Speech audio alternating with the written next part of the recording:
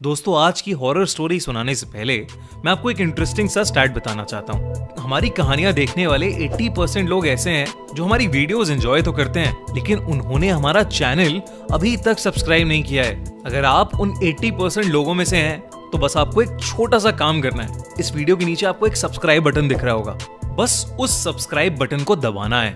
बस इतना सा काम करना है आपको, और लगे हाथों बेल आइकन भी प्रेस कर देना, ताकि हमारी लेटेस्ट वीडियो आते ही आपको सबसे पहले पता चले।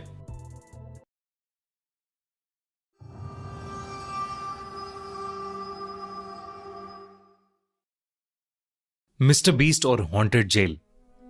दोस्तों, अगर आप YouTube पर वीडियोस देखते हैं तो आप मिस्टर बीस्ट को तो जरूर जानते होंगे।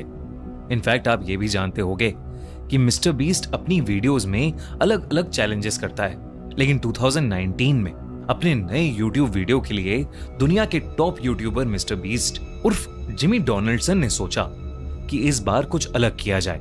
किसी वीराने जंगल या आइलैंड के बजाय मिस्टर बीस्ट ने डिसाइड किया कि वो इस बार अपने दोस्तों के साथ दुनिया की सबसे हॉन्टेड माने जाने वाली जगह जाएंगे और वहां वो अपनी टीम के साथ 24 घंटे बिताएंगे।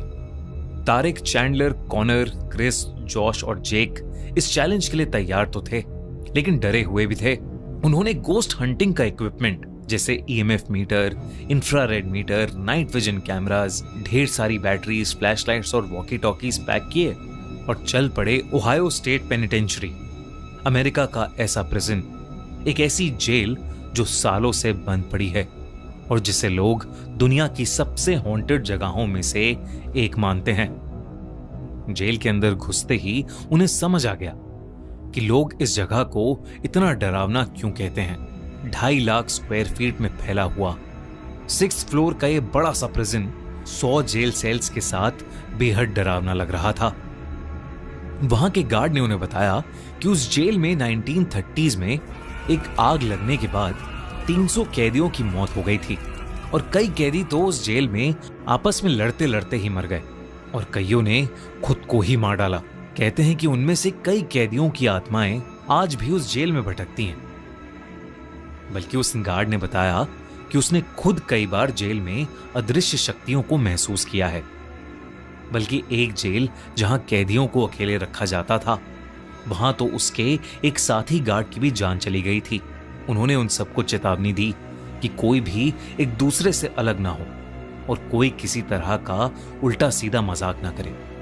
और उसने कहा कि उस जेल के अंदर एक हॉस्पिटल और चर्च भी है जहां उन्हें भूल कर भी नहीं जाना चाहिए। मिस्टर बीस्ट और उनकी टीम ये सब बातें सुनकर थोड़ा घबरा तो गए थे, लेकिन फिर भी वो हिम्मत करके अपना कैमरा लिए अंदर चले गए। उनका मकसद था ये देखना कि वहां सच में आत्माएं हैं या नहीं, और अगर आत्माएं हैं तो उस जगह पर 24 घंटे बिताने का चैलेंज पूरा करना।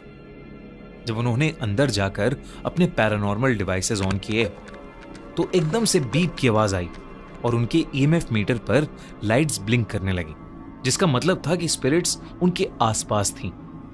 सब थोड़ा सा डर गए। प्रिजन के एक पार्ट को देखने के बाद वो मेन हॉल तक पहुंचे और अपना बेस कैंप वहां बना लिया, क्योंकि वो काफी बड़ा था और एंट्रेंस के पास भी था। फिर मिस्टर बीस्ट ने कहा कि उन्हें वापस अलग अलग होकर उस जगह को फिर से देखना चाहिए। डिसाइड हुआ कि चैंडलर, मिस्टर बीस्ट और जॉश हॉस्पिटल को एक्सप्लोर करेंगे और क्रिस, जेक, कॉनर और तारिक सॉलिटरी कन्फाइनमेंट को, वही जेल जहां कैदियों को अकेले बंद करके रखा जाता था। मिस्टर बीस्ट, चैंडलर और जॉश हॉस्पिटल की पुरानी लोहे की सीढ़ियों पर चढ़कर उसके कॉरिडोर में अपने EMF मीटर के साथ चलते हुए वीडियो रिकॉर्ड कर रहे थे। तभी उन्हें वहां एक कमरे में टेबल और एक पोस्टर का कटआउट दिखा जो एक पॉपुलर फिल्म का था। ये देख के वो दोनों उन मूवीज पर जोक करने लगे।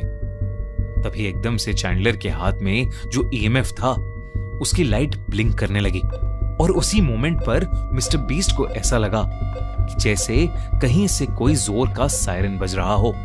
ये बात काफी अजीब थी क्योंकि वहां कोई एक्टिव सायरन नहीं था, और तो और चैंडलर और जॉश को कुछ सुनाई भी नहीं दिया। जब मिस्टर बीस्ट ने उनके EMF को उस सायरन की तरफ पॉइंट किया तो वो और ज्यादा तेजी से जलबुझ होने लगा। वो लोग उस सायरन की सोर्स की तरफ जाने लगे ईएमएफ मीटर और तेजी से ब्लिंक करने लगा था और एकदम से एक खुले कमरे के पास आकर ईएमएफ मीटर बिना रुके फ्लिकर करने लगा। जैसे ही मिस्टर बीस्ट ने कमरे के अंदर जाने की कोशिश की तो मिस्टर बीस्ट का सर भारी होने लगा, उसे चक्कर से आने लगे। इसलिए मिस्टर बीस्ट बाहर आ गया, पर मिस्टर बीस्ट को याद था कि सायरन की आवाज थोड़ा और पीछे से आई थी। वो उसकी तरफ बढ़ने लगा। उन तीनों को रियलाइज हुआ कि वो इतनी देर घूमने के बाद एक सर्कल में ही घूम रहे हैं, जो कि बहुत अनयूजुअल था, क्योंकि उन्हें याद था कि वो बार बार एक दूसरा रास्ता ले रहे हैं। वहीं तारिक, क्रिस, जेक और कॉनर सॉलिटरी कन्फाइनमेंट ब्लॉक के अंदर थे। ये वो जगह थी जहां कैदियों को बिना पानी और खाने के अकेले तड़पता हुआ छोड़ दिया जाता था। वो लोग नाइट विजन इंफ्रारेड कैमरा लेकर एक हॉन्टेड हॉटस्पॉट पर पहुंचे, जहां उन्होंने गार्ड से उन आत्माओं को किसी को नोचने और एक गार्ड को जान से मारने की कहानी सुनी थी। एकदम से क्रिस का सर भारी होने लगा और उसे सांस लेने में तकलीफ होने लगी। जेक, जो उस कमरे की डरावनी चीजों को देख रहा था, अचानक से जोरों से चिल्लाने लगा। जेक को वहां एक अजीब सा काला साया दिख रहा था जो उसकी तरफ ही आ रहा था। जब बाकी दोनों जेक की चीखें सुनकर उसकी तरफ मुड़े तो उन्हें भी वो साया अपने पास आता हुआ नजर आया, लेकिन फिर अचानक ही वो हवा में कहीं गायब हो गया। उन लोगों ने आपस में जब उस साये के बारे में डिस्कस किया तो तीनों बहुत घबरा गए। तभी जेक को महसूस हुआ कि उसके बगल में खड़ा कोई सांसें भर रहा है, लेकिन वहां कोई भी नहीं था। और फिर अचानक से वो काला साया उनके ठीक सामने आ खड़ा हुआ और उसे देखते ही वो तीनों चिल्लाते हुए वहां से भागे और वॉकी टॉकीज पर अपनी टीम को डरते हुए ये बात बताने लगे। मिस्टर बीस्ट, चैंडलर और जॉश ने उनकी बातें सुनी, लेकिन उन्हें लगा कि वो लोग मिस्टर बीस्ट के साथ कोई प्रैंक कर रहे हैं और उन्हें डराने की कोशिश कर रहे हैं। पर फिर उनके बीच में बात करते करते ही उस वॉकी टॉकी से एक बहुत ही ज्यादा अजीब सी आवाज सुनाई दी और वॉकी टॉकी बंद हो गया। उस जेल में एक पुराना चर्च भी बना हुआ था। मिस्टर बीस्ट ने सोचा कि अब वो बस उस चर्च को देखेंगे और उस जगह से निकल जाएंगे, क्योंकि अब मिस्टर बीस्ट को अपने दोस्तों की भी थोड़ी चिंता हो रही थी। वो चर्च पहले एग्जीक्यूशन हॉल हुआ करता था, मतलब एक ऐसी जगह जहां लोगों को फांसी देकर मारा जाता था।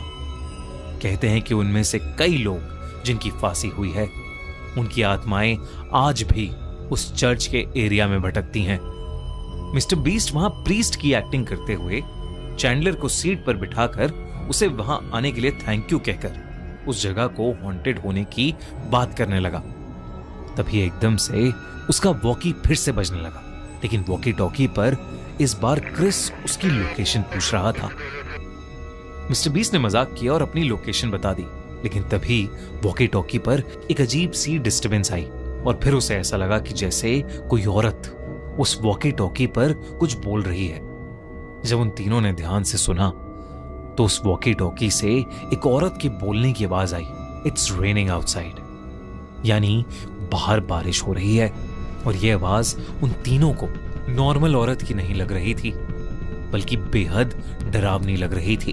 बल्कि चैंडलर को तो ऐसा लग रहा था कि जैसे वो औरत एक अजीब ढंग से हंस भी रही है। और फिर अचानक ही वो आवाज आनी बंद हो गई।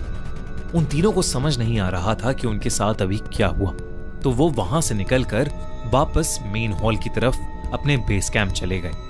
लेकिन तभी उन्होंने नोटिस किया कि बाहर तेज बारिश शुरू हो गई है और बिजली कड़कने की आवाजें भी आ रही हैं। चैंडलर और जॉश तो काफी डर गए थे, लेकिन मिस्टर बीस्ट को ये सब देखकर मजा आ रहा था और मिस्टर बीस्ट के दिमाग में कुछ और ही चल रहा था। क्या चल रहा था मिस्टर बीस्ट के दिमाग में और क्या हुआ मिस्टर बीस्ट के दोस्तों के साथ जिन्हें वो काला साया दिखा था? इस कहानी का अगला पार्ट ऑलरेडी लाइव हो चुका है स्पॉटिफाई पर हमारे podcast the horror show by Khooni Monday पर, तो जल्दी से जाओ और हमारा पॉडकास्ट सुनो, वरना अगले हफ्ते का इंतजार करो और देखो mister beast horror story part 2। और हमारे क्राइम चैनल पर हमारी नई स्टोरी रेणुका स्वामी मर्डर केस चेकआउट जरूर करना। हमने पूरी स्टोरी एक्सप्लेन की है कि कैसे एक पॉपुलर फिल्म सुपरस्टार ने अपने सबसे बड़े फैन की जान ले ली। इस केस को बिल्कुल भी मिस मत करना और साथ ही क्राइम शो को भी सब्सक्राइब करना मिस मत करना।